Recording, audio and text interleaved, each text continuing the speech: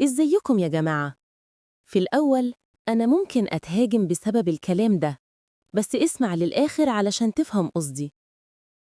في كلام بقى موضة اليومين دول، كلام عن الطاقة والجذب والنية والكون اللي بيستجيب. كلام شكله جميل وسهل ومليان أمل، بس ورا الجمال ده في حاجة أخطر بكتير، حاجة خلت ناس تتوه عن الحقيقة اللي كانت قدامهم من الأول. الحقيقة إن اللي بيخلق مش الكون، اللي بيخلق هو رب الكون. ناس كتير سمعت عن قانون الجذب وافتكرت إنها لقت السر الكبير اللي هيغير حياتها. قالوا لو فكرت في حاجة كفاية هتجيلك، لو حسيت بيها هتعيشها، ولو أمنت إنها ليك الكون كله هيتآمر علشان يحققها. بس محدش قالك إن في فرق كبير بين إنك تؤمن وإنك تعيش في وهم. الناس نسيت إن الكون مش خالق، وإن الطاقة مش وحي. الناس نسيت إن الدعاء مش نية، وإن الرضا مش استسلام. بدأنا نبدل الإيمان بتوكيد، ونبدل الدعاء بجذب، وبقينا نحكي عن الكون كأنه صاحب سلطان، وننسى إن في رب واحد هو اللي قال للشيء كن فيكون. القانون ده لما الناس فهمته غلط بوظ حاجات كتير، خلى ناس تعيش في خيال مش حقيقي، يفكروا إنهم يقدروا يتحكموا في مصيرهم بمجرد ما يتمنوه، من غير ما يشوفوا حدودهم كبشر ولا حكمة ربهم في اللي بيحصل. واحد فقد شخص غالي فبدأ يقول أنا هجذبه تاني لحياتي. واحدة راحت منها علاقة فقالت أنا هبعت طاقة حب وهو هيحس.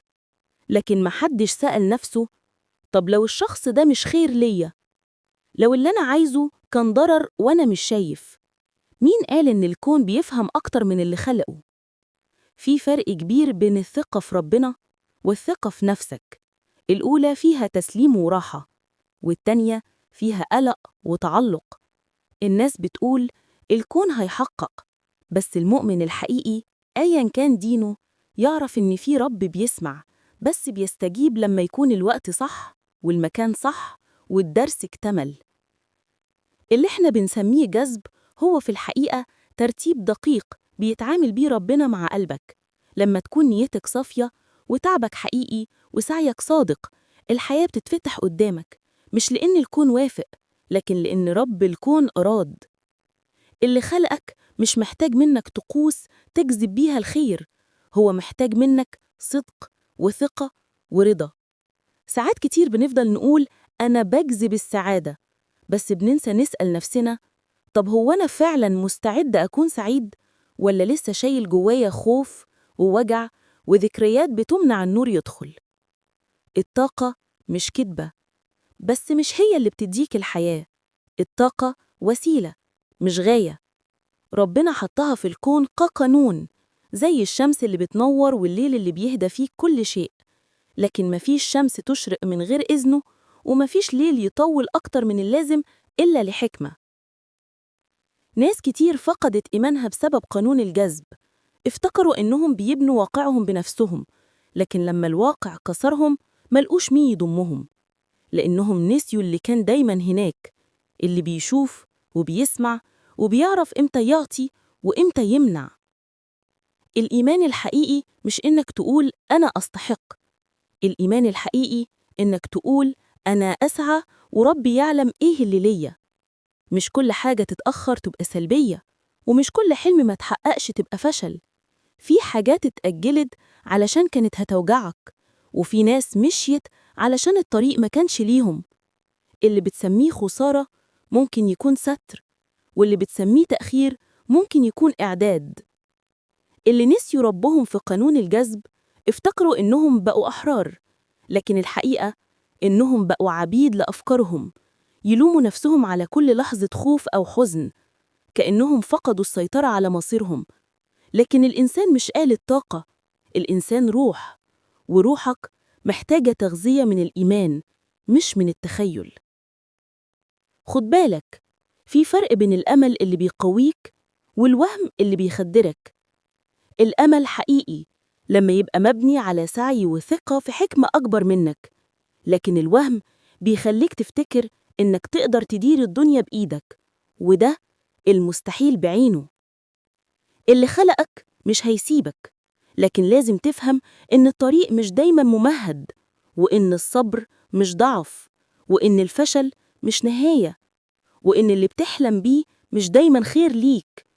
أنت مطلوب منك حاجة واحدة بس، تبذل السبب وتسيب النتيجة على ربك اللي دايما شايفك.